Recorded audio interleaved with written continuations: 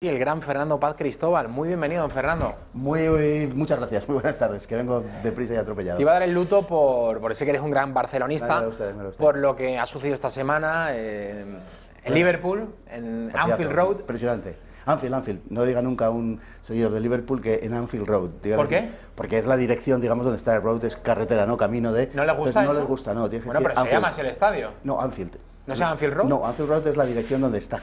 Ah, vale. Entonces, como si fuese el estadio de la Castellana para el Santiago Bernabéu. Algo así. Entonces no les gusta. Cuando dice Anfield Road no les Bueno, gusta. pues no sé cuántos seguidores de Liverpool nos están viendo, pero disculpen si se han molestado. Hombre, no, tampoco se van a enfadar, digo yo, pero...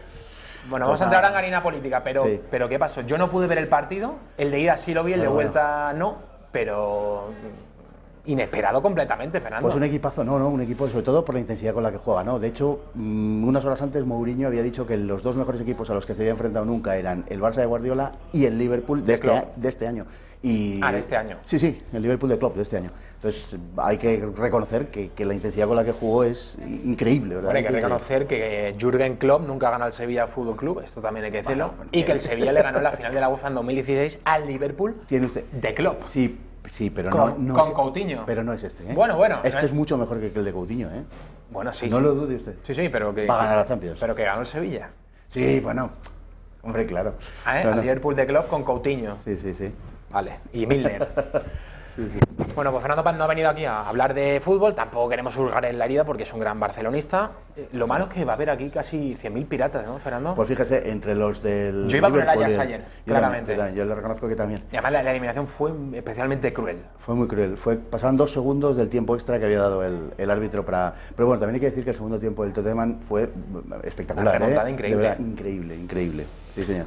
Bueno, pues estamos hablando de fútbol inglés, pero no nos vamos a mover de Inglaterra porque vamos a hablar de algo que ha sucedido en la educación británica. Usted no se lo va a creer, don Fernando. Dígame. Si ha leído el torotv.com esta mañana, ya no le voy a sorprender. Pues me va a sorprender porque no lo he leído, ya se lo digo. Bueno, talleres y cursillos LGTB en la educación británica. Esto no le sorprende porque aquí en España, desgraciadamente, también los tenemos. Han quedado suspendidos esos talleres. Y usted se pregunta, ¿cómo ha sido eso? ¿Habrá sido la Iglesia Católica? ¿Padres católicos que han presionado? Me lo imagino. Pues no. ¿Sabe usted lo que ha ocurrido, don Fernando? Pues me lo puedo imaginar, pero cuéntemelo usted. Ciudad de Birmingham. Ya le estoy dando alguna pista. Sí, claro. Hay una gran cantidad de musulmanes en Birmingham. Exactamente. Pues efectivamente, padres musulmanes han presionado a distintos colegios, 4 en concreto. Vamos a ver, por favor, el titular del Toro TV. Y finalmente estos talleres LGTB no se van a impartir no lo tenemos aún en el titular, bueno, nos está llegando, por la presión de estos padres musulmanes. Yo de verdad me quedo a cuadros. Por un lado, los señores LGTB tienen que tener claro que cuando dicen welcome refugees musulmanes y que son nuestros hermanos, si al final se imponen en toda Europa, a los primeros que sea por delante es a ellos, sin ninguna duda. A todo el mundo LGTB me refiero.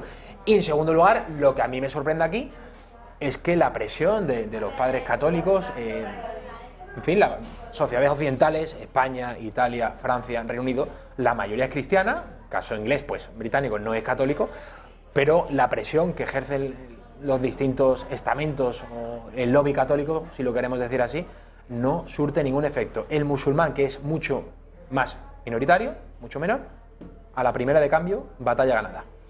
Así es, bueno, es que aquí las grandes protestas articuladas por la Iglesia Católica lo han sido fundamentalmente por razón de conciertos económicos y cosas semejantes. Aquí no se ha mantenido una protesta sostenida en temas, por ejemplo, como el aborto. Entonces, incluso se ha apoyado explícitamente a fuerzas políticas que son favorables a las leyes de aborto, con lo cual... ¿Se refiere usted a Génova 13? Por ejemplo, que se ha pedido el voto de una manera clara y evidente, sí, evidentemente, desde la cadena COPE, por evidentemente, ejemplo. así es. Entonces, pues ¿qué vamos a esperar de este tipo de guía, ¿no?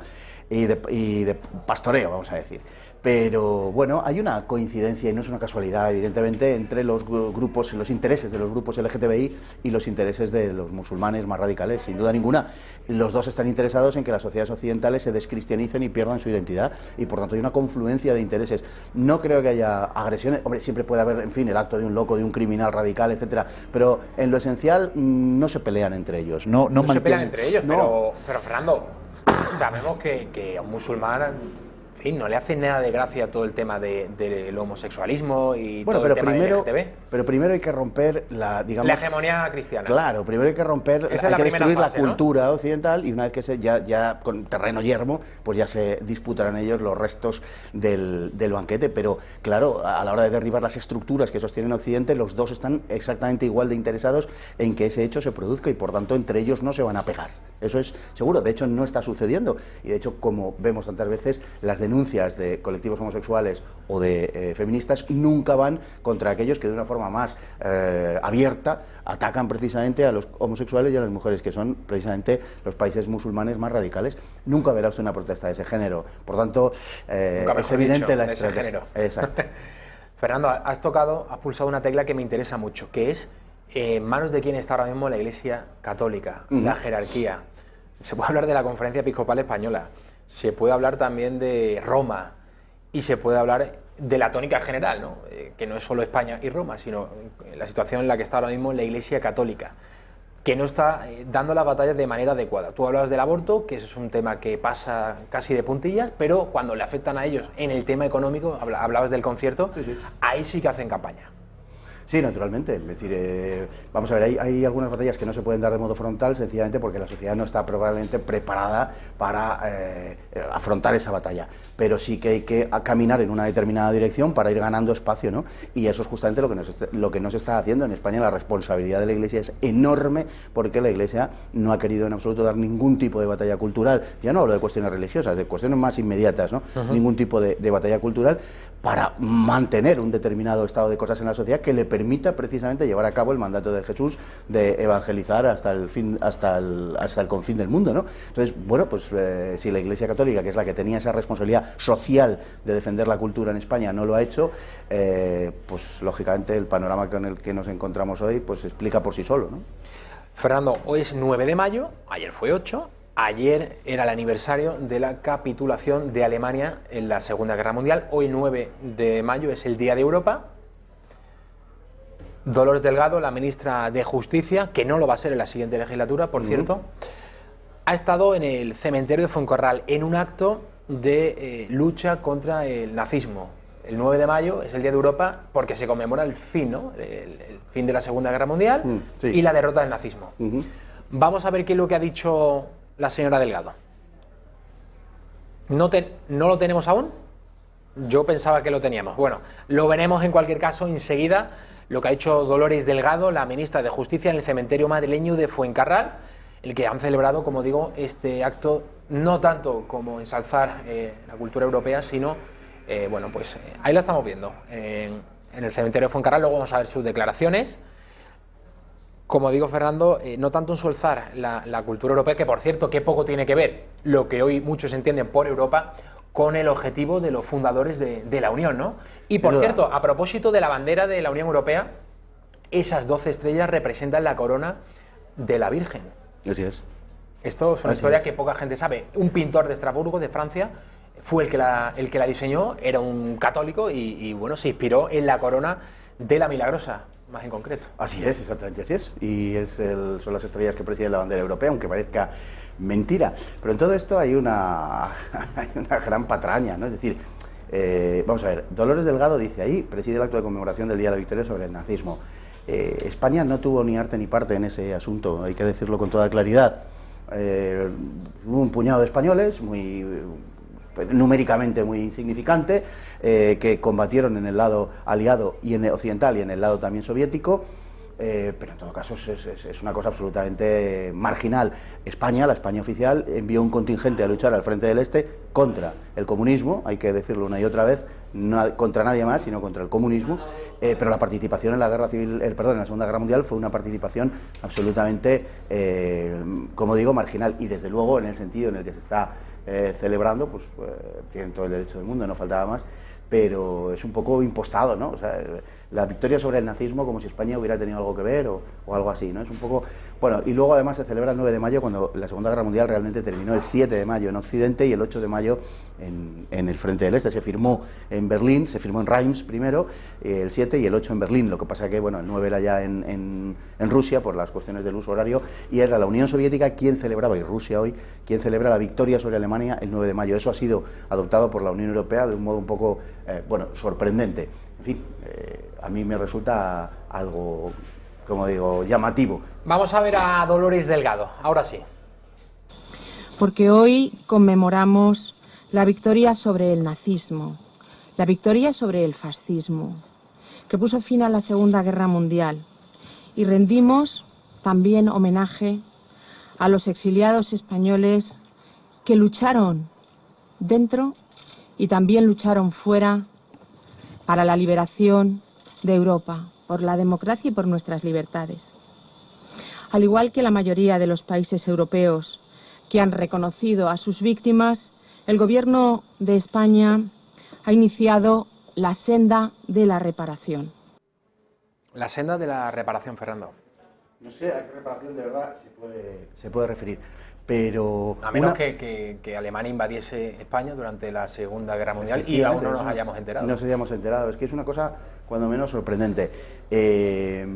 Una gran parte de los que combatieron, la inmensa mayoría de los que combatieron en la Segunda Guerra Mundial españoles en las filas aliadas, que es a quienes se conmemora, por cierto, no a otros. Una gran parte de ellos, como digo, en absoluto lucharon por la democracia y mucho menos por las libertades que hoy tenemos, ni nada parecido. O sea, es que es toda una gran falsificación. No luchaban por eso. La mayoría de ellos pertenecían al Partido Comunista o eran gente muy radical de izquierdas y luchaban por cualquier cosa menos por esto, a lo que un régimen de este tipo como el que tenemos hoy, al que denominaban entonces como democracia burguesa. Por tanto, basta ya de mentir. O sea, esto es una cosa verdaderamente insoportable. Basta ya de mentir. O sea, todo esto es una gran mistificación y una gran trola, una gran mentira lo que está contando esta gente. No es verdad, no fue así, y no luchaban por, como quieren dar a entender, por la democracia ni por el sistema que tenemos hoy, ni muchísimo menos. Hubo otros españoles que lucharon en la División Azul contra una tiranía insoportable, insufrible e inhumana como era el comunismo. De esos no hacen jamás referencia. Esos sí que lucharon por la libertad del ser humano, por la libertad frente a la tiranía brutal del estalinismo. Pero de esos, por supuesto, la señora ministra no se acuerda, claro. Fernando, la ley de la memoria histórica es uno de los grandes dogmas ahora mismo de la progresía. Fue aprobado por Rodríguez Zapatero durante su primera legislatura. Es una ley que, cuando el PP ganó por mayoría absoluta, a pesar de llevarlo en su programa, la derogación de la misma, no tocó una coma de la misma, tan solo no la dotó de fondos. Esa es la justificación que ha hecho Rajoy, pero también el propio Pablo Casado. No daremos un duro a la memoria histórica. Estamos viendo también lo que ocurre en Andalucía, que luego iremos a esta cuestión. Pero quería tocar la figura de Manuel Fraga Iribarne. Era hijo adoptivo de La Coruña y de Ferrol y ya ha dejado de serlo. Vamos a ver este vídeo. Manuel Fraga se queda sin título de hijo adoptivo. Y es que el histórico político gallego se quedará huérfano en dos de las ciudades con las que más vinculaciones tuvo a lo largo de sus 89 años de vida, La Coruña y Ferrol. Una decisión que han tomado los gobiernos de ambas localidades y que lo han conseguido además con el apoyo del Partido Socialista. En los dos casos se trata de gobiernos afines a Podemos y en ambos la decisión se adoptó con los únicos votos en contra del Partido Popular, que tildan la iniciativa de provocación sectaria. Unas palabras que parecen haber molestado mucho a los socialistas. Dicen, Manuel Fraga es un servidor del franquismo y ministro de una dictadura criminal y que por ello no merece reconocimiento alguno. Algunos incluso le tildan de cómplice de la política represiva que se aprobaba entonces en el Consejo de Ministros, del que Fraga formaba parte. La retirada de la distinción, que todavía no será inmediata, se aprueba justo cuando acaba de cumplirse medio siglo de su concesión. Se trata de un acuerdo del gobierno de La Coruña del 24 de diciembre de 1968 que sus críticos lamentaban que siguiera vigente.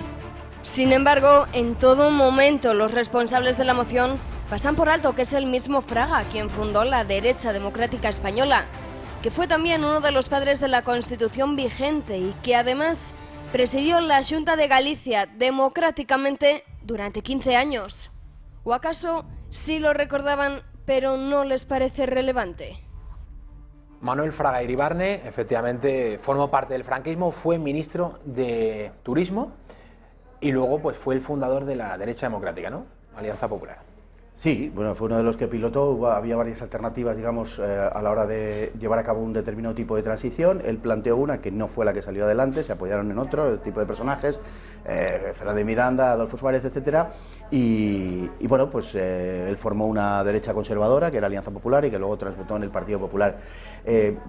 Yo quiero decir dos cosas al respecto. Una primera, el Partido Popular se merece esto.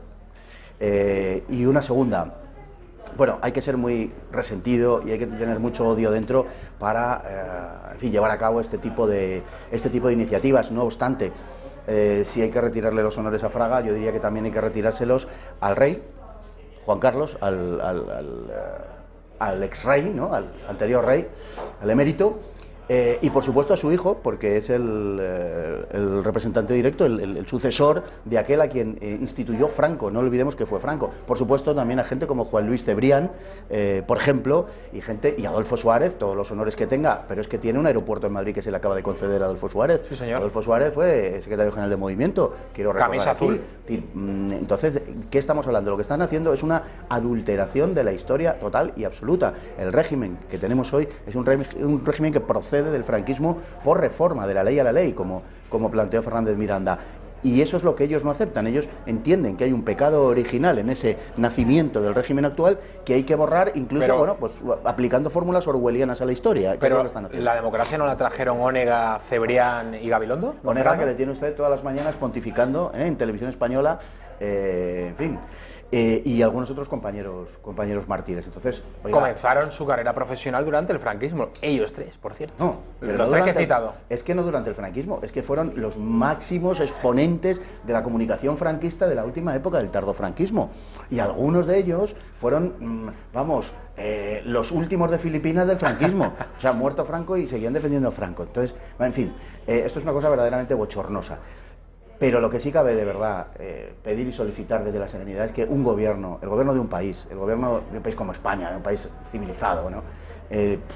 Debería pasar por encima ya de todo esto, olvidar el odio, el rencor que parece poseerles, como, en fin, e ir a otra cosa, de verdad, que dejen estos temas solventarlos a los intelectuales, a los historiadores, a filósofos, a pensadores, y que se ocupen de verdad de otra cosa. No se puede permanentemente estar adoctrinando a los españoles de una forma totalitaria tan insufrible como la que estamos viviendo en España. Nunca, jamás, en España, nunca jamás, ni durante el franquismo, ni antes, ha habido la propaganda totalitaria, ideologizada que hay hoy en España. Lo repito, nunca, jamás, ni durante el franquismo. Fernando, no sé si estás satisfecho con los 100 primeros días del gobierno andaluz. Algunas promesas se están cumpliendo y otras no. Vamos a ver este vídeo y enseguida te voy a plantear algunas cuestiones al respecto. 100 días de nuevo gobierno, o lo que es lo mismo, 100 días desde el fin del socialismo en Andalucía. Desde que el PP, Ciudadanos y Vox gobiernan, han tenido 14 reuniones en las que han dado luz verde a 170 iniciativas, de las cuales 21 medidas ya están en marcha hacia grandes avances como la transparencia, al haber creado una oficina contra el fraude y la corrupción, gracias a la que han destapado agujeros negros de la anterior Junta en educación, sanidad, obra pública y en subvenciones. Pero no es lo único que han descubierto al levantar las alfombras. El gobierno regional ha encontrado que apenas el 10% de sus trabajadores son funcionarios, o que la mitad de los empleados en materia de violencia doméstica no están colegiados, tal y como Vox venía denunciando. Entre las mejoras destacan el plan de choque contra el más de 500.000 de personas en listas de espera ocultas que tenía el gobierno de Susana Díaz, o la tarifa plana para los autónomos. Y lo que han hecho nada más llegar es bajar los impuestos, el de sucesiones y también el IRPF. Además, las cifras son claras. En el primer trimestre del año, Andalucía ha creado 15.000 nuevos puestos de trabajo y ha generado casi el 30% de los nuevos empleos de toda España, por lo que se consolida como la segunda comunidad que más ha crecido en lo que va de año. No se pueden comparar 3 meses de nuevo gobierno con 40 años de reinado, pero al menos han empezado con buen pie. Fernando, muchas cosas nos están llamando la atención de lo que está aconteciendo en Andalucía. La mitad de esos funcionarios o esos empleados públicos que estaban dirimiendo qué es y qué no es un caso de violencia de género, la mitad no estaban titulados, o sea, no tenían la formación suficiente para estar dirimiendo este tipo de cuestiones. Esto es una muestra más del chiringuito, de este entramado tan grande de la ideología de género, en concreto de la ley contra la violencia de género. Recordemos que en Andalucía el 97% de los recursos se destinaban a asociaciones feministas, a mantener el chiringuito, a eso, a hacer lobby, a colocar a nuestra gente, y el 3%, solo el 3%, iba a parar a las mujeres maltratadas. Bueno, pues así es que se está viendo absolutamente, y además cómo han cerrado filas cuando se le ha intentado meter mano a la cuestión. Vamos a ver, aquí había una serie de gente viviendo el momio, pero por una razón fundamental, ¿no? Porque forman parte de un proceso y de un proyecto ideologizador. Entonces, no es que la mitad no estuvieran, por decirlo así, cualificados. No, es que la mitad no tenían ni siquiera la titulación exigible. Luego, dentro de los que de la otra mitad, seguro que hay muchos que no están cualificados, pero de momento ya de entrada la mitad no lo estaban. Y naturalmente han saltado todos como, en fin, movidos por un resorte para defender sus privilegios, que es en definitiva lo que está aquí en juego, ¿no? Y, como digo, los privilegios y un proyecto ideologizador. Se ha visto que Vox en su denuncia tenía absolutamente toda la razón. Lo que se estaba montando en Andalucía era lo que se está montando en otros lugares de España, que al calor de la violencia llamada de género, se han montado una serie de eso que se denominan chiringuitos, de los que viven mucha gente de esta, y muy bien. Creo que los primeros pasos que se están dando van en una buena dirección. No obstante, no olvidemos que esto se ha hecho con resistencias, a petición de Vox, pero con resistencia desde dentro del propio gobierno andaluz. Ciudadanos no estaba por la labor. No le hacía ninguna gracia esto. Meterle mano a esta historia. Entonces, y dentro del PP había voces como la del propio Maroto, que se escandalizaban con cualquier persona que propusiera cambiar una coma de la ley contra la violencia de género. Lo que pasa es que al final ha sido un clamor, e incluso los colegios profesionales se han manifestado a favor de estas medidas, reconociendo de forma explícita que Vox tenía razón en lo que estaba denunciando. Yo creo que esas medidas son muy bienvenidas, y creo que en Andalucía las cosas están yendo mejor. Vamos a ver y vamos a dar tiempo, porque efectivamente, como bien se decía en el reportaje, no se pueden comparar 40 años con 3 meses, pero desde luego hasta ahora las cosas van siendo más o menos aceptables. Hay que tener en cuenta también el tipo de gobierno que hay. Son Partido Popular, Ciudadanos y Vox. Vox en una minoría de 12 escaños. Obviamente el gobierno no puede responder. Vox no está en el gobierno. Claro, está apoyando y tal, pero no, lógicamente puede imponer hasta solo un cierto punto. Por tanto, tenemos que ser sinceros, y no se puede apuntar todo a Vox ni a favor ni en contra, pero estas medidas en concreto sí que son medidas impulsadas y exigidas por Vox. Fernando, aprovechando que estás aquí y que no estás habitualmente en esta redacción abierta de la tarde, que nos gustaría que viniesen más, pero sé que eres un hombre muy ocupado. Vendré más, se lo prometo. Te quería preguntar sobre la crisis que está sufriendo el Partido Popular. Parece eso un manicomio. 48 horas antes de las elecciones generales del 28 de abril, el señor Pablo Casado tendiendo la mano a Abascal, gobierno con Vox sin ningún problema, gobierno en coalición. 48 horas después o 24 horas después, ya no me acuerdo, del batacazo monumental del PP cayendo a 66 diputados, Vox es ultraderecha, es decir, colocamos a Vox fuera del juego parlamentario, más allá incluso que Bildu, es un partido con el que ya no podemos hablar, y yo sospecho que espoleado y presionado Casado por varones como Núñez Feijóo, por ejemplo. Sí, lo que pasa es que vamos a ver, la posición de Casado durante todo el proceso electoral, durante la campaña, ha sido, desde mi punto de vista, ha sido pésima. Es decir, la campaña, la estrategia, por eso se ha deshecho también de Maroto, Egea, etcétera, ¿no? Ha sido absolutamente horrible, ¿no? Podemos decir. Entonces se ha sentido la necesidad de girar, de cambiar, en el sentido en el que lo tenía que haber hecho hacía mucho tiempo, pero claro, hay 28 días entre unas elecciones y las otras, entonces el cambio, al no haberse posicionado 3-4 meses antes en la dirección en la que tenía que hacerlo, el cambio lo que hace es abundar en su descrédito, obviamente. Es decir, es que está diciendo, a mí me da igual un camino que el otro, lo que quiero es llegar hasta el Palacio de la Moncloa, y entonces claro, yo creo que eso va, como digo, no le va a hacer precisamente ningún favor, pero sin duda ninguna hay que decir que la línea que debería haber mantenido el Partido Popular tendría que haber sido la línea más bien en la que está hoy, ¿no? Una línea que no estuviera tan apegada a Vox. ¿Por qué? Porque se han dejado los dientes contra Vox mientras perdían a chorros por el otro lado a favor de Ciudadanos.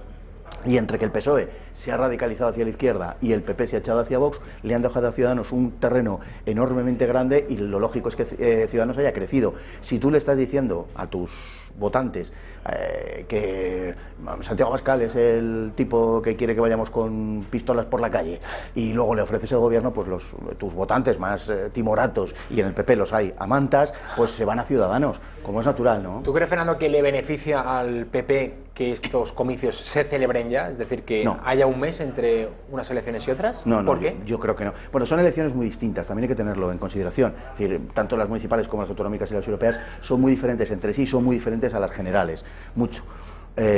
Porque los factores locales, por ejemplo, en las autonómicas y en las municipales, los factores locales influyen mucho, la persona, las condiciones de locales, entonces no pueden compararse, ¿no? Hay mucha gente que es de derechas y puede votar a un candidato de izquierdas y al revés, ¿no? En determinadas localidades, incluso en alcaldías grandes. Entonces no creo que se puedan comparar, pero creo que no le viene bien al Partido Popular porque está obligado a dar un giro, está obligado a cambiar, está obligado a desarrollar otra estrategia diferente de la de las generales, y el contraste creo que es enorme.